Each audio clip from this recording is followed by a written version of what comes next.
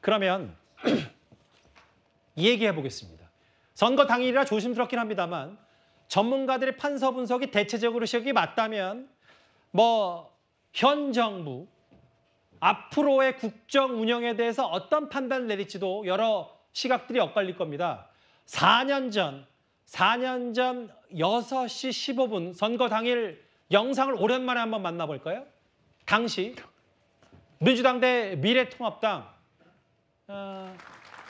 출구조사 결과에 민주당이 압승이었기 때문에 이 극명하게 나누는데 불과 지금으로부터 2024년 4월 10일 1시간 10분 뒤면 똑같은 풍경, 다른 풍경이 펼칠 수 있고요. 여러 해석들이 나옵니다. 소정숙장님, 네. 저희가 어제 그제부터 150석이 됐을 경우 민주당, 혹은 국민의힘이 130석이 됐을 경우, 혹은 국민의힘이 계속해서 얘기하는 200석 막아달라는 이런 것들에 각 의석수에 따른 윤석열 대통령의 전국 구조 혹은 전국 개편, 국정 운영 이런 것들이 다 나눠져 있잖아요. 윤석열 대통령은 일단 총선 이후에 국민의힘이 일정하게 의석을 확보를 하건 또 민주당이 상당한 폭의 어떤 약진을 하건 관계없이 총선 이후에 윤석열 대통령의 힘은 굉장히 떨어질 가능성이 좀 크다. 이렇게 좀 판단이 됩니다. 결국 대통령실과 당의 관계도 많이 달라질 것이고 또 그에 따라서 이후에 국정 운영 이런 것에 상당한 난관이 좀 예상이 됩니다.